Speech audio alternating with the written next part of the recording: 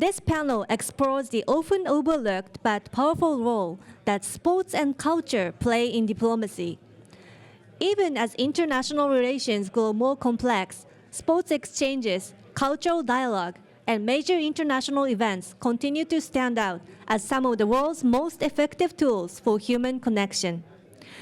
Today's panelists are Mrs. Akie Abe, Chairperson, Foundation for Encouragement of Social Contribution, Mr. Keiji Suzuki, 2004 Olympic gold medalist in judo, Mr. Simmer S. Mayo, former investor, Rajasthan Royals, and co-founder of Sunny Day Sports. The session will be moderated by Mr. Jack McCain. Please welcome them to the stage. So, good afternoon. Thank you to each and every one of you, A, for sticking around this long, and B, for being willing to sit through a panel that I would call is a little bit seemingly off topic, but I promise it will make sense by the time we're done here. So, I sit here with what I would consider probably the most diverse panel that we've had so far. We have Ms. Akie Abe, who I consider Japan's foremost informal diplomat. We have Keiji Suzuki, who also is a diplomat in his own way, as well as an Olympic gold medalist. And we have Simmer Mayo, who spans the United Kingdom, India, and the United States in sports. But I'm sure you're asking yourself, why are we talking about sports and culture? All day today, we've heard about hard power. We've heard about how we can position ourselves against China, how we can better aid in collective defense, how we can strengthen the relationship between Japan and the United States diplomatically or militarily. What's missing from the conversation, and I feel is missing from many organizations and many conversations much like this, is the idea of soft power and how important soft power is to global influence. In fact, today it might be a little underappreciated just how important soft power is. I also say my father was a huge lover of sports. Anybody that knew him knows that from Friday through Monday, if there was anything on television that involved sports, he would be watching it. In fact, my mother once claimed that if the bedwetters were fighting the thumbsuckers, he would be watching it on TV. So, in honor of him, I wanted to do something about sports and culture. And I don't think that there's a better group of people here that can talk about that topic. So, thank you again for coming to the panel, and thank you for being in attendance. So, I wanted to start with Ms. Akie Abe. And many of you have seen her in the headlines, have seen her prominent role in Japanese politics and Japanese diplomacy. And she has an incredible depth of expertise on the topic that we're encountering today. So we'll start with kind of your definition of Japanese soft power. Japan's soft power often comes from authenticity rather than simple strategy. It's food, it's aesthetics, it's humility, and often now it's manga. How do you personally balance authenticity with intention, using culture to help build relationships across nations? Thank you very much, and good afternoon, ladies and gentlemen. Allow me to speak in Japanese. I apologize for the inconvenience, but those of you who cannot understand Japanese, please listen to the interpreter. After my husband passed away, I have been offered many times to become a politician, succeeding my husband. But I thought that I don't have the ability. I am not that well versed on politics. So I wanted to keep distance with the political community. But in my own way, I wanted to continue to contribute to the world. And that is the reason why I visit many countries, even today.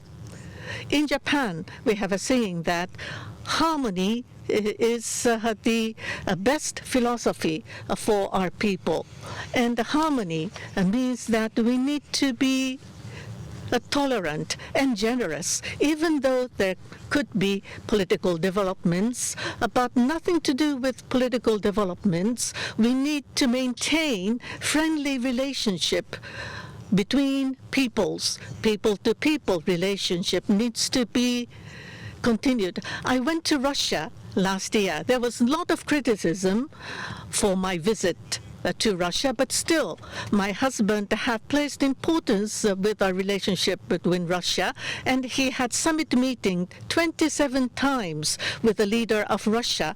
I wanted to continue this endeavor, and that was the reason why I visited Russia last year. I would like to continue to visit many countries, even from now onwards. We shouldn't talk about the gender difference, but as women, I have been born on the year of the zodiac, horse's power, horse's ear, and we say that every 60 years, Hinoema is the strongest women are born. So can I start like this? And for initial remarks, I thought that this will be all right. I didn't know how I should respond. I was given question from Jack in advance, but I didn't prepare myself. Sorry for that. That's okay. I think the last time we were having something approaching this conversation was over Mexican food and tequila. So I appreciate your attendance, and I will note that it is again the year of the horse. So we look forward to seeing you continue on the world stage. Keiji Suzuki. So you have used sports diplomacy is sometimes described as a shared struggle, where athletes who compete fiercely form deep bonds.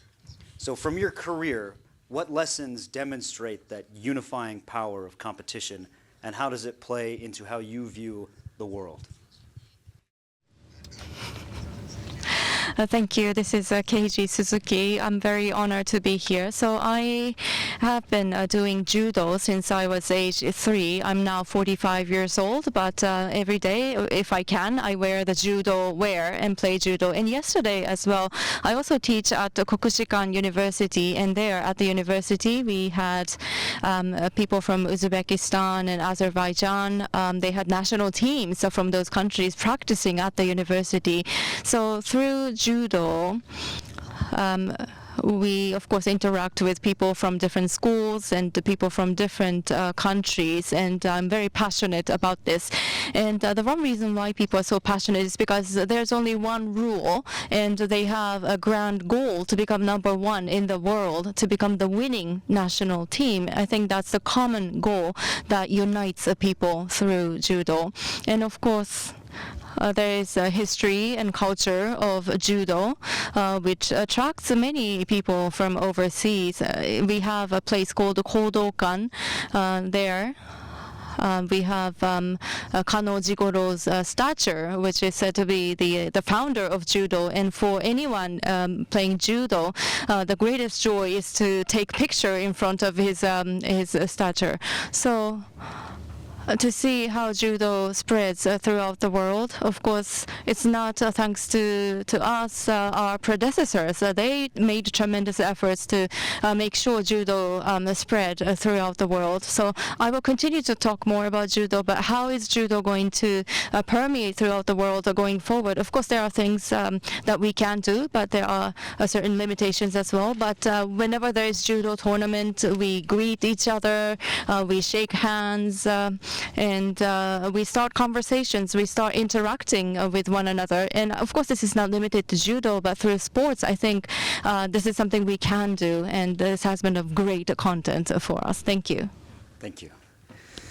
Now, Simmer, obviously we know each other very well, but your tenure with the Rajasthan Royals puts you at the center of one of the world's most powerful sports ecosystems, and sometimes the most challenging. How do you see major leagues like the IPL functioning not just as entertainment, but as vehicles of soft power and international influence? Well, I'll start with the first speaker today. He talked about just where Japan is right now. And before I get to that question, Jack, if you look at what people really want, right? We're all looking for a place we can belong to. We're looking at culture. We're looking at love. We're looking at kind of a togetherness. You talk about sports, talk about judo, talk about soft diplomacy. The biggest thing in this divided world that we live in, and if I look around the room right now, we all look different cultures, different backgrounds. I'm originally from India, been in U.S. for about 27 years now. But sports was the one reason that really connected me with other people. Started watching sports in India, watching NFL. Started watching NFL with a movie called Rudy. It's an old Notre Dame Irish story. It connected me to America, connected me with NFL. Over the last 15 years, 10 years, we've been fortunate that we were able to invest in IPL team. And for those who don't know IPL, Indian Premier League, it's cricket, sport cricket. And cricket has become, after NFL, the largest sport in the world. The Olympics #1, World Cup is #2, and cricket is #3. So during our tenure in the last 5 years, India obviously has gone from being the top 10 economy to #3 economy in the last 7-8 years, and it continues to grow. You talked about China earlier, and obviously Japan, India have a lot of common things there. From a technology side, from education side, from a cultural side, those are very, very key things for both the countries. At the same time, the threat of China evolves, and it's a big reason why India continues to grow their economy, continues to grow their military and other things there too. What we have learned with IPL, Jack, just kind of you've been involved in that as well, is the soft diplomacy is 90% of the challenge. It's having these conversations, building the relationship. The first speaker today brought up the trust part, saying, how do we build the trust in this divided world where people are wanting to have the dialogue but are worried about having the dialogue? And your dad was one of the most amazing person that ensured that people from all different race, color, backgrounds could come together, disagree, which is okay, and the best way, and I've never shared this with you, but the way I really fell in love with the McCain family, I mean, you know all the stories, but it was after his presidential election that he had lost to President Obama at that time. Somebody called President Obama a terrorist or something, and your dad stopped that person. In this day, that doesn't happen anymore. So when you talk about culture, and Japan is one of the most amazing places. This is my 13th or 14th time being in this country, and every time I come here, obviously the food, the people, just the love and affection is fascinating. But every time I come here, I learn a lot more about what is really going on in this country. So I will just kind of answer this from bringing people together. Sports, food, music are key unifiers. Religion and politics are supposed to do that, but we all know where that is going right now. So, thank you. Yeah, one of the hopes of this panel was to focus a lot more on the things that unite as opposed to the things that divide. Instead of categorizing each other into, well, are they a great power? Are they a near-peer competitor? Wanting to focus on those things that, as you said, food, music, culture, art, in Ms. Abe's case, how we can come together. So, Ms. Abe, you have engaged directly with artists, communities, cultural leaders in Japan and outside of Japan. How do you see these interactions as a form of diplomacy outside of the kind of standard Japanese government channels? I think the power of arts is significant and great. Japanese arts are wonderful, but I think the value of Japanese arts is not yet fully appreciated in other parts of the world. So I want to communicate the greatness of Japanese artists and places like Naoshima Island. I think this is one of the places that is more well known among overseas people. It's one of the chosen destinations. But within Japan, even if you graduate from arts university, it is difficult to make a living just simply on arts. So there are many people like that. So through arts, I hope the world continues to interact and achieve peace. Just the other day, Jack, you provided security for me, but at Kiyomizu Temple, there was the art exhibition, and one of the artworks presented there was gifted to President Trump. It had "wa," a peace, written on it, and the president said, and actually sent us a letter thanking me for the present. I hope this kind of thing continues to permeate throughout the world. And there's one thing that is separate from the topic of arts, which I would like to mention.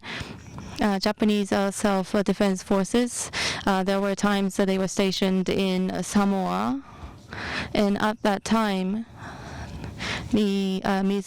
Sono Ayako from Japan Foundation said the Japanese self-defense forces, or to Japan, or to the Japanese people, in order to gain understanding, she invited an educator from Iraq to Japan, and they visited various places, and they appreciated the beauty of Japan.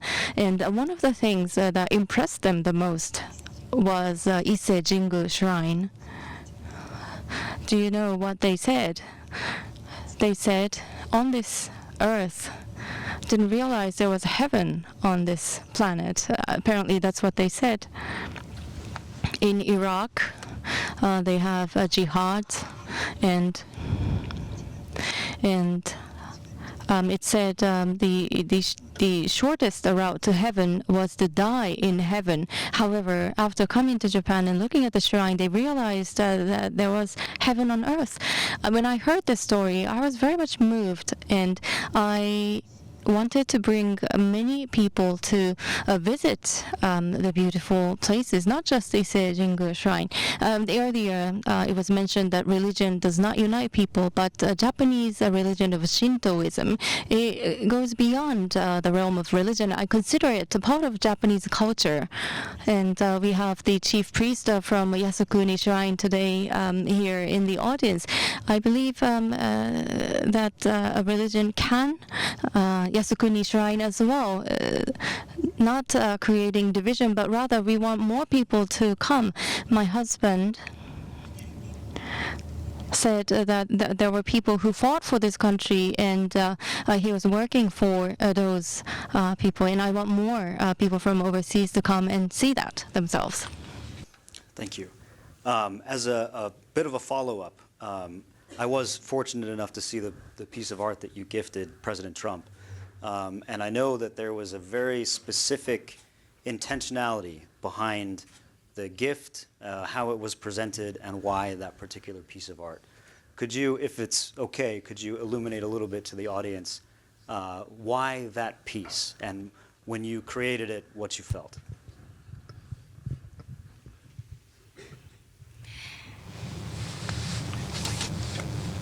Well, for President Trump, 2 years ago, I was invited to Mar-a-Lago, and because my husband was very close to President Trump, and even after he passed away, President Trump have given me a very kind letter, and he invited me over for a dinner, and we had a lot of conversation, and both of us felt that we should bring peace to the world. And I was presented to the photo, the picture, the books, and one was for me and the other was for Prime Minister Ishiba. And Prime Minister Ishiba's name was being written and given his signature. And he was asking what words and message to be written, and I suggested peace. And the peace was written into this picture book. And the great power for the world, that the United States, to bring peace to the whole of the world, would bring stability to all of us. That was our thought, and that is the reason why. And since President Trump has been very close to my husband, and I had great expectation for that, I do not know what may be relationship with Jack and Mr. Trump, but I suggested peace. It's a very good suggestion. Thank you.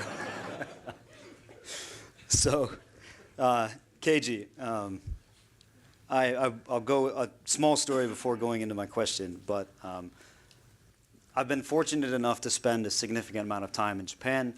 I worked with the Japanese military, both in the Navy side, the flying side, and then the special operations side. And there are moments that stick out that really kind of created cultural connection outside of training, outside of the specific professional, such as a mochi pounding ceremony in Iwakuni many, many years ago. I still very well remember as the New Year approached pounding mochi. In Afghanistan, it was always sharing moments over food, sharing connection through culture and food, even when difficulties were surrounding you. So you have traveled extensively for sport. So I was hoping you could share a couple of those moments that may not necessarily involve specific competition, definitely didn't involve politics, but that opened doors for mutual understanding, or even maybe just easing tension between cultures. Because at some point you're going to have to punch your opponent in the face. So, how do you get them ready for that?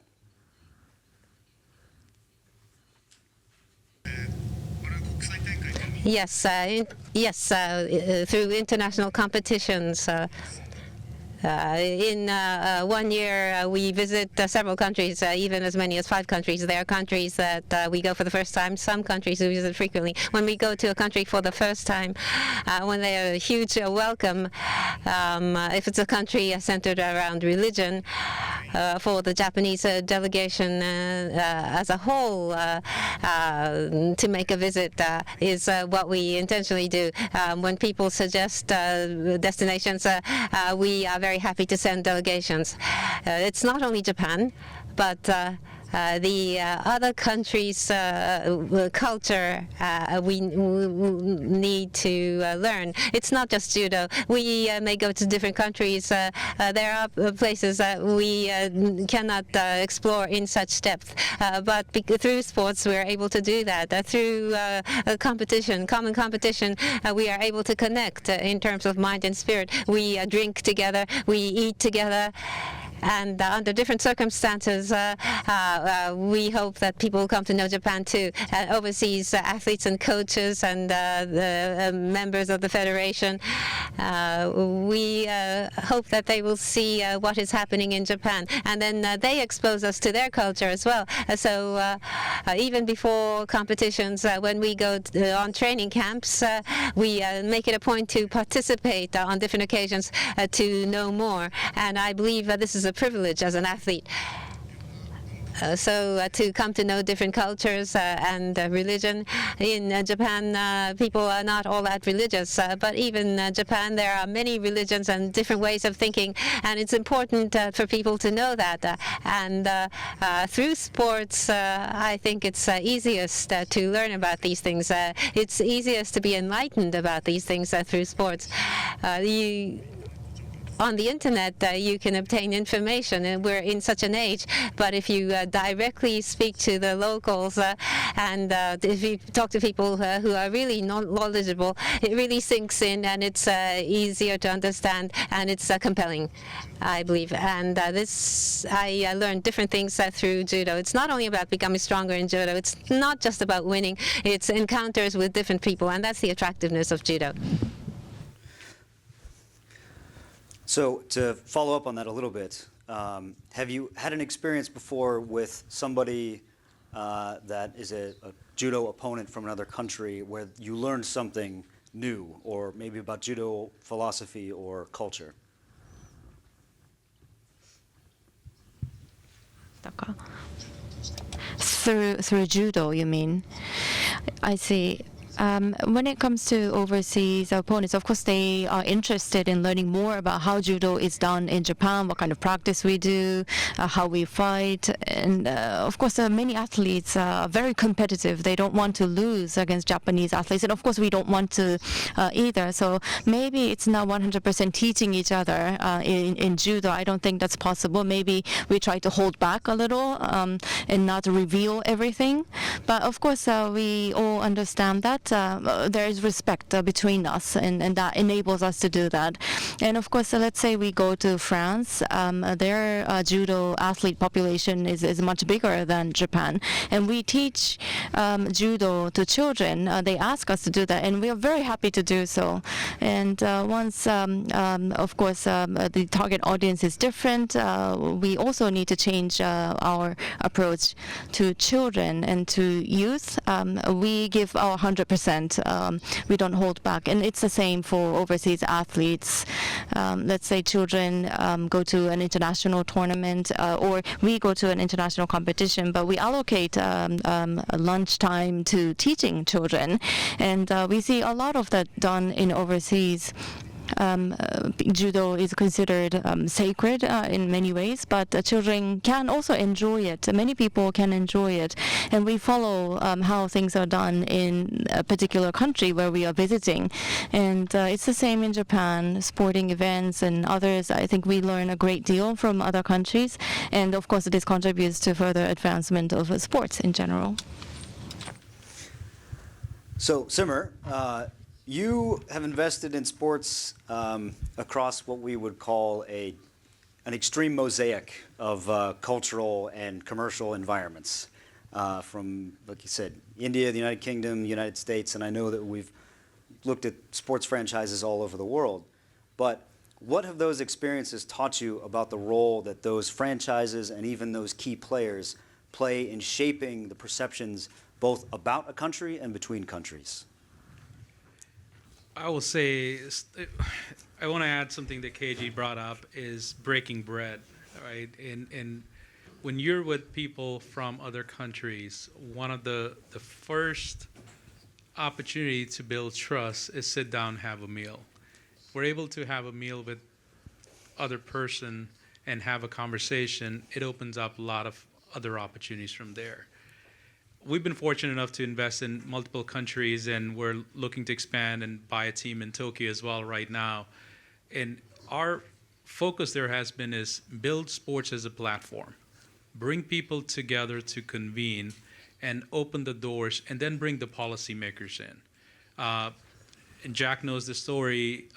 We were fortunate to help about 147 girls out of Afghanistan when U.S. pulled out.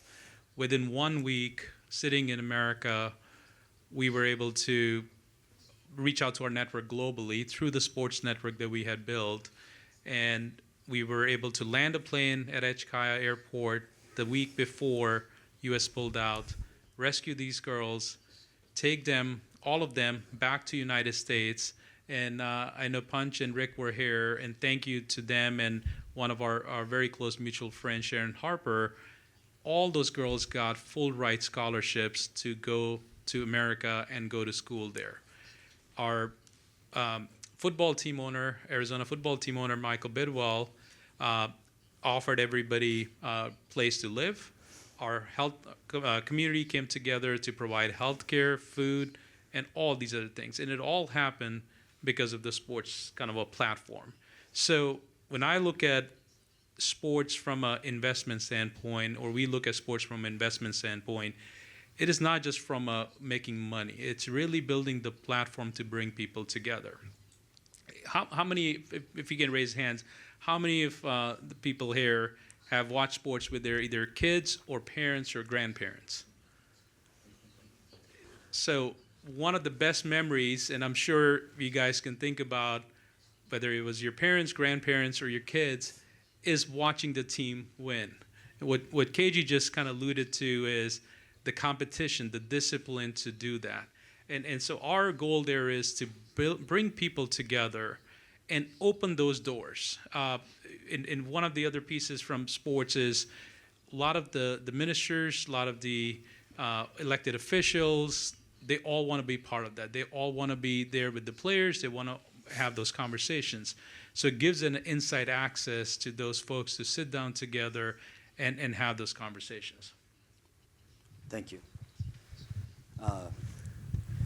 Ms. Abe, your late husband, Prime Minister Abe, often spoke of Japan's role in the world with a great sense of cultural pride and extreme responsibility to both protect and promote that culture. In carrying forward your own work, both in art and in informal diplomacy, how do you feel that you've shared experiences, your shared experiences and values continue to shape the way that you engage in that effort abroad?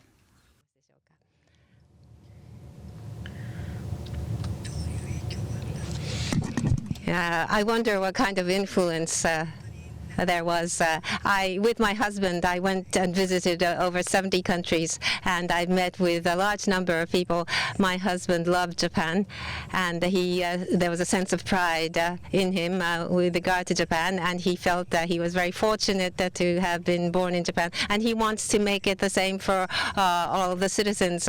He wanted to bring back Japan, and he wanted to bring back the spirit of Japan, and he always said that the spirit of Japan, what is that?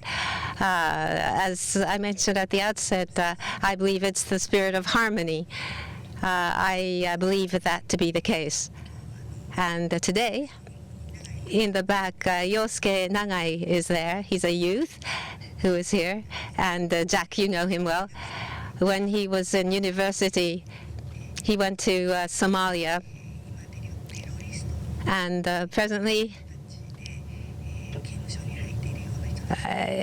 he is working on correcting individuals who have been imprisoned, who are former terrorists.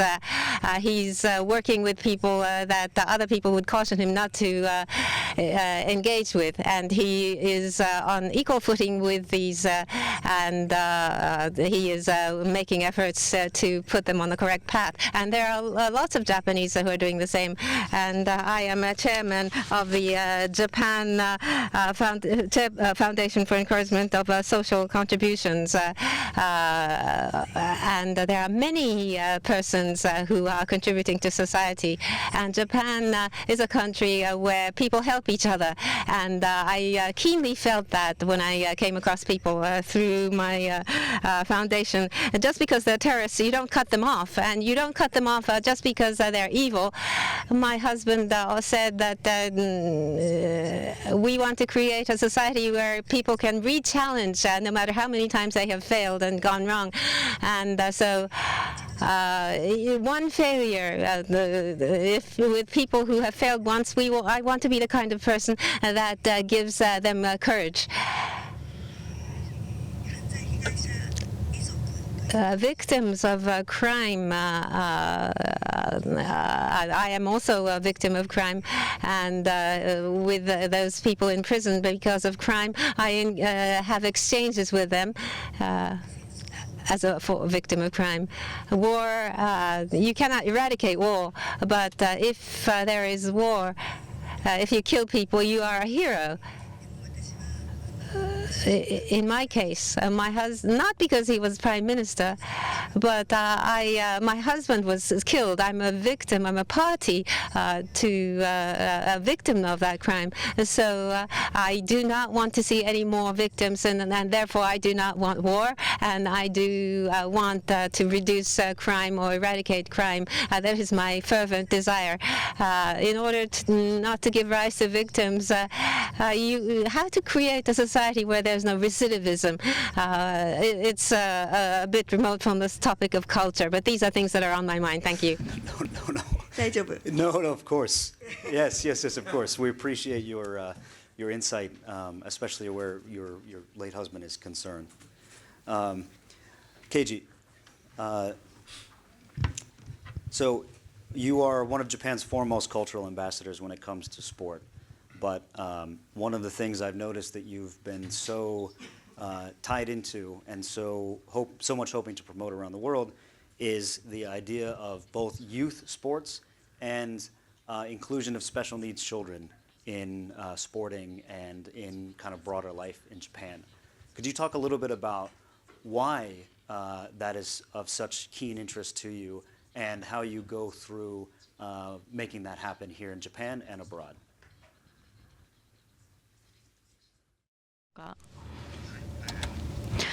Yes, thank you. So special needs, like special needs, children with special needs.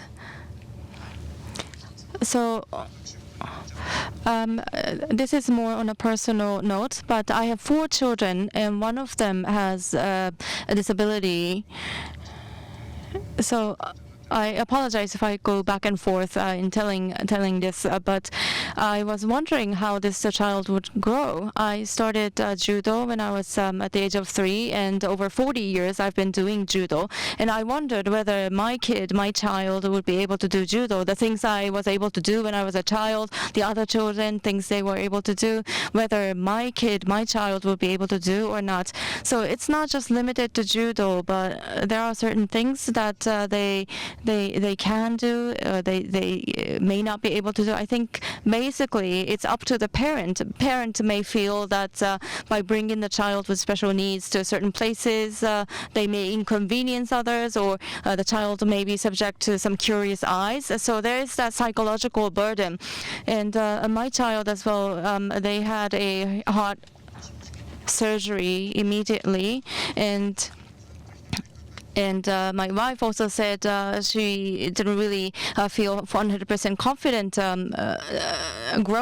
raising this child. But she was honest about it. So first I thought what I could do for my wife. There are concerns raising this child. How should we raise this child? How will this child grow up? And so for my own wife, for my own children, I wanted to create a facility to do judo. So that's what I did. I created a judo facility. There, children can just freely play. And for parents with same concerns, I use social media to reach out to them. So many people have come to the judo facility. Since I'm the one in charge, I explain what this place is. And if something happens, of course, I will take responsibility. So I open up this facility for those people. So in my case, it's sports, but one of the things I want to do is eliminate opportunity disparity. That's something one of my acquaintances said. First and foremost, children should be equal.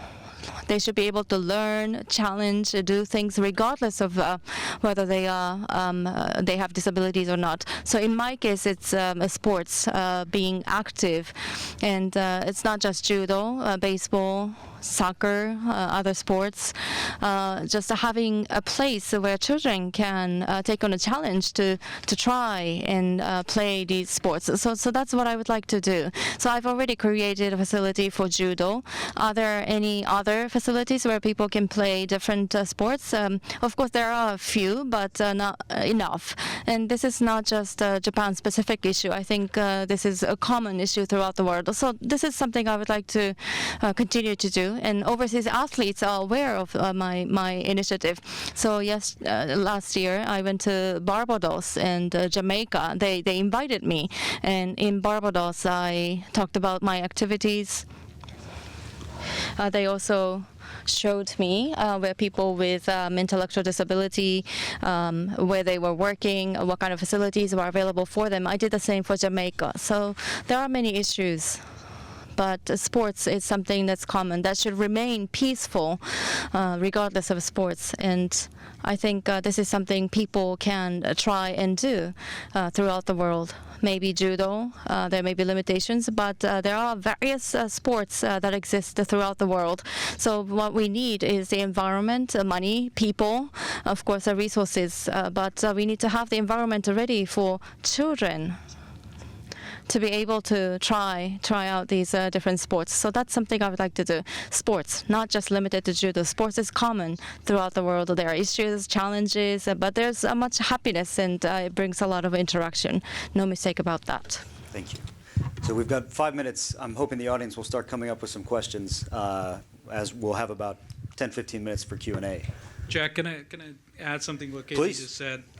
It's really important as we look at from a sports standpoint is the youth development. Education is paramount for kids, and one of the things Japan has done fantastic, America has done amazing, is the youth development part. We've seen disruption all around the world. If you go to Africa, you go in different countries all over the world right now, kids that have been kind of a product of war or something where their parents are no longer there, their future is very bleak, right? So sports has become a way of, you're talking about Somalia, you're talking about other countries, sports have become a way of these kids to find an avenue where they can make friends and get together with other people. So it's one of the most critical things we are seeing as well is not just go and bring all these athletes together, is how do you develop the youth? How do you tell the youth what's right, what's wrong? And we've often seen, Ms. Abe brought up the Iraq thing and kind of how, but if you look at what's happened there after the war, the future for those generation, the next generation to come is very challenging. So we believe sports becomes the unifier. Sports becomes an opportunity for these kids to be able to do more than what their life will allow. And we've seen this happen in America in inner cities where good sports program, good education program have helped kids get out of going to prison and other things. So it becomes a very important thing to educate our youth and give them a path for success there. Sure. I'm glad you mentioned kind of the broader global landscape. I don't think anybody would describe current world situation as sedate, but as you kind of reach out and look into the rest of the world, where do you see the next major opportunity for sports as a diplomatic bridge? And if you look at that as in isolation, where would you hope to go next as opposed to the biggest opportunity? I'm sitting in the city right now. You didn't send me the questions there, but I'm going to answer this. If somebody here watches basketball, they know when Yao Ming came in NBA, what he did, the change he brought into not just in America, but globally. There's a guy named Ohtani. I'm pretty sure we all know it. I'm a Diamondbacks fan, and my daughter asked me for an Ohtani jersey, and I was like, absolutely not. Not happening. He's a Dodgers guy, and we cannot stand any California team, so no. But the impact that Ohtani's having, Yamamoto's having in America globally, where people are watching the sport, it's an opportunity to do more. Now, it's challenging for sports athletes to, while they're playing, to get involved politically. But it's an opportunity for them to bring people together to have a dialogue, like how we're all sitting here. And General Pateas earlier was talking about conflicts in all these different parts of the world that's going on.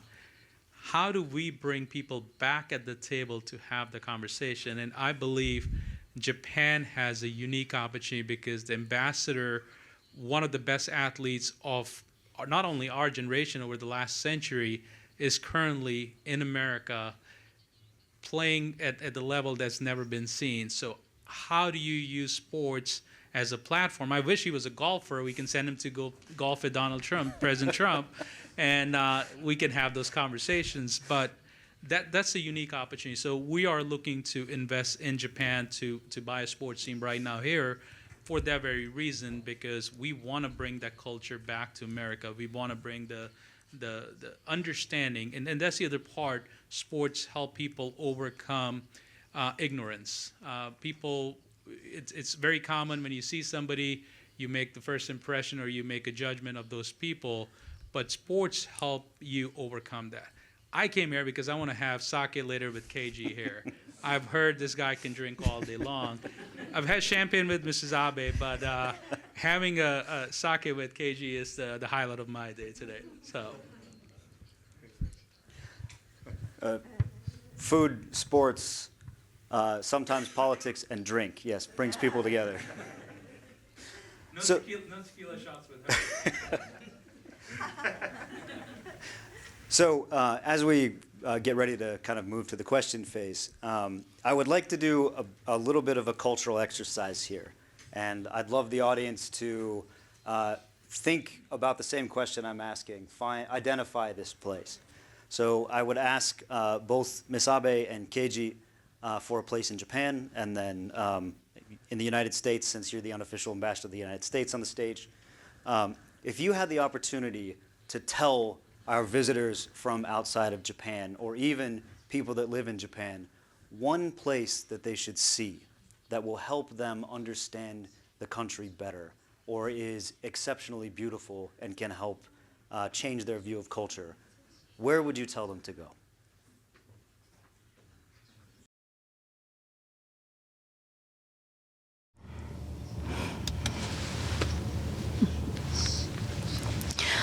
What's that on the list of questions? I hadn't thought about that. I'm not prepared. Wherever it is, regardless of the location, I think beauty lies in the details when it comes to Japan. Superficial beauty, I think, can be found or can be created in any country. But even if you look behind certain things, in the corner, if you make something, every detail is perfect. I think that's what we strive to do in Japan, and that's one of the characteristics. So of course we have wonderful things, wonderful places. I've seen many palaces, museums. I've visited many different locations, and each has its own beauty, and I'm very much impressed. But the Japanese palace, if you go to the imperial palace, you see that it is very much simple. It's not jewels that they value, it's not a treasure that they value, but it's rather a book of poems, poetry. So that's what Japan attaches importance to. It's the spirit. I think it's the mind. So if you have a chance to come to Japan, we have a chief priest Osaka, not because of that, but I hope that you will visit the Yasukuni Shrine and how it stands. There are various political circumstances, but Japan lost the war. But if you go to the shrine, people fought the war, thinking that even if they go to the shrine, they would still be able to meet with their deceased family members. And last year, I went to Palau, and on one of the islands, despite the overwhelming military capability differences, they fought. The physique is different, military equipment is different, but Japan fought as a team. And I think this is one of the things that Japan does well, not just in war, but also in sports. Like we have Ekiden marathon relays, Otani Shohei as well. He is an excellent athlete, but why is he competing? It's always for the team. He wants the team to win. It is the greatest joy for him when the team wins. So I think that's very Japanese way of looking at things. So it's not which place is the best. I hope you will discover the wonderful Japan through your own eyes. Thank you. I'm sorry for bushwhacking you with a question, but I'm also a little surprised the answer wasn't just simply Yamaguchi.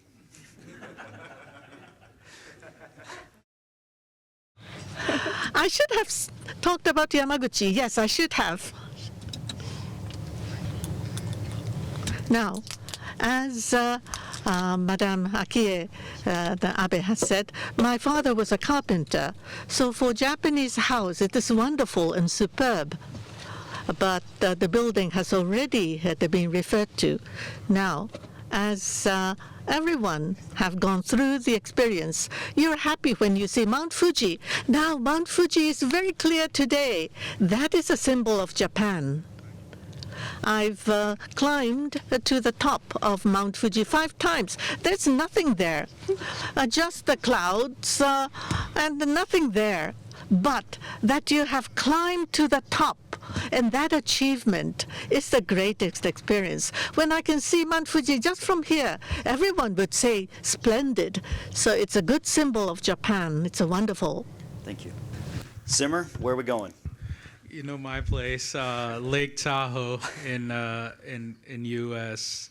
And it's you said Mount Fuji on a clear day is a reflection of Japan.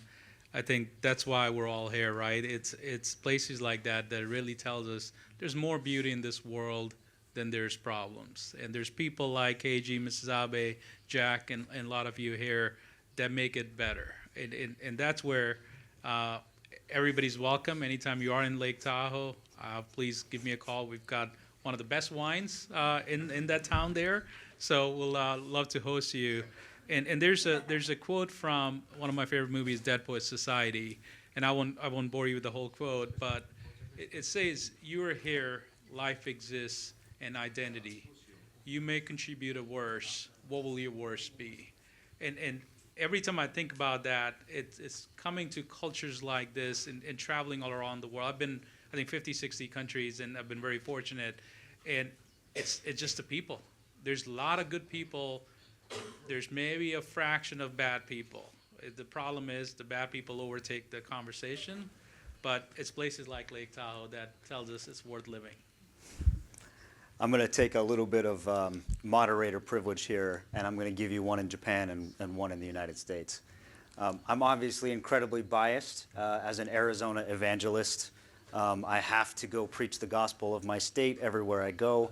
I know that it's probably very exhausting to do so. However, if you are in the United States and you have the opportunity to go to Arizona, either sunrise or sunset, either way will work, because you can, where you stand, you can kind of see both the sunrise and the sunset. Go stand at the edge of the Grand Canyon at either sunrise or sunset. It is one of the most breathtakingly beautiful experiences you can have as a human being. And when you see it, it is so difficult to look at in itself because it doesn't look real. It is so utterly beautiful. Now, in Japan, I've been fortunate to spend, I don't know how long here now, but a significant portion of my life has been here. I've lived in Japan longer than anywhere else except for the United States. And if you ever have the opportunity to go to the island of Miyajima, which is a shrine, an entire island turned into a shrine, I would highly suggest it. That area of the Seto Sea is unutterably beautiful. So please, for the Americans in the audience, take the train down and take the ferry after that, then go see it. I have one final question, as I should have asked before we move to Q&A. So we've talked about culture, we've talked about places to go and see, and I would be remiss if I did not mention food. I think this might be the first time we talked about food except for food insecurity at the Sedona Forum, so trying to keep it light. If you could recommend to those inbound here where or what they should eat, what would you pick? Or something that you particularly enjoy in Japan? And then Simmer, obviously, for you, the United States. So we'll start with Keiji this time, then move to Ms. Abe, then to Simmer. Hi. Yes, thank you. Despite my appearance, of course, I love meat and others, but I actually love vegetables. Vegetables are quite tasty for me. Just near my house, you go to a supermarket, and the vegetables you purchase, they all taste great. And in each locality, there are certain specialty vegetables that they're proud of, that they grow in their region. Root vegetables, carrots, potatoes, radish, burdock, things that grow underground. I love those root vegetables. So when I go to regional cities, of course, the people there recommend me to try vegetables. Of course, meat tastes great everywhere. Rice as well, no matter where you eat it, it tastes great. But there are certain places that specialize in vegetables, and you can tell the differences. So I would urge you to try different vegetables. Gobo, totemo oishii desu. Translated in my ear, please.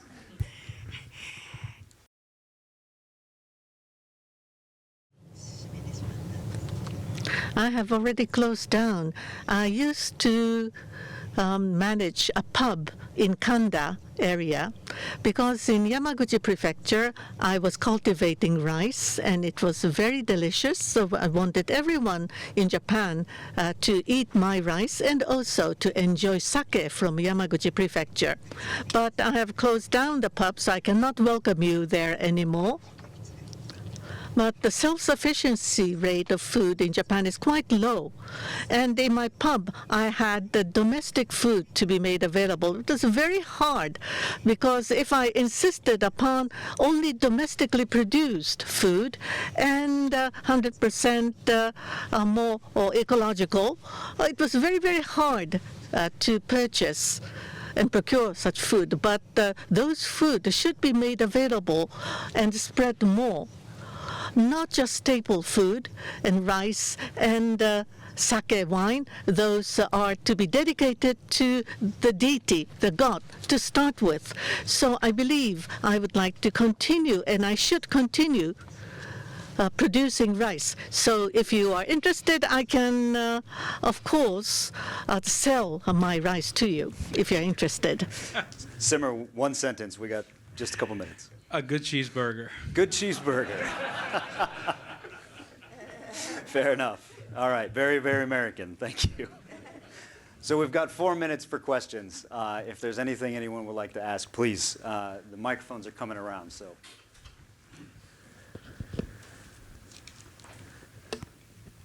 Hello, my name is Shanti Shoji from Sasakawa Peace Foundation USA in Washington, D.C. Thank you very much for this panel. We've spent the day talking before this about security, China, Taiwan, Japan, and cognitive warfare. And listening to you all, I felt like this was heart peace fair.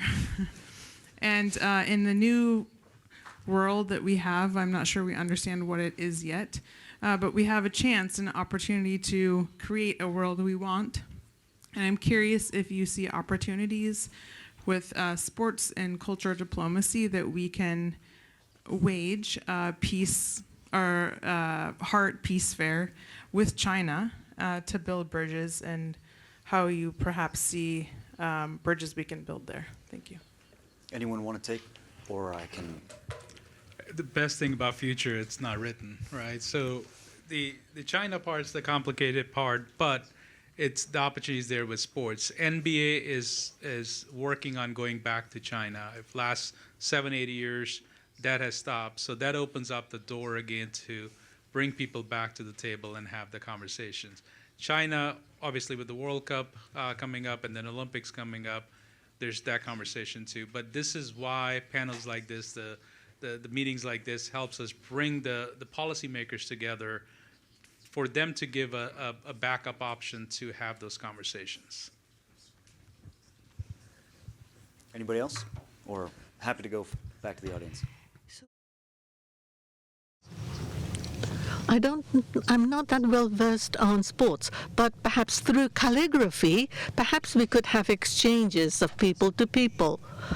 Well, President Xi Jinping, I do not know him, but I have met with his wife several times when I went to China 2 years ago.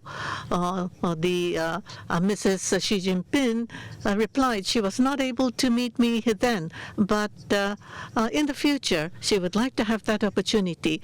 So, apart from politics, putting distance in politics, we should be friends if we can. In terms of judo, China spends a lot of money on judo, and they're trying to strengthen judo as a national policy. So Japanese instructors going to China, that happens very often. And in terms of judo, there is no image that China dislikes us. On the competition place, we conduct a conversation and we bow before the start of the competition. And so with regard to judo and sports, country-to-country ties are not that bad when it comes to Japan and China. But Japanese judo mats are, of course, superior to those made in China, correct? It's difficult to say, but there are differences. The Taishan has its strengths. Japanese quality, of course, is superb, but they are both good. Thank you. So we're actually running out of time here, and if I don't keep us on time, the McCain Institute will yell at me, and I hate that. So please thank our panelists.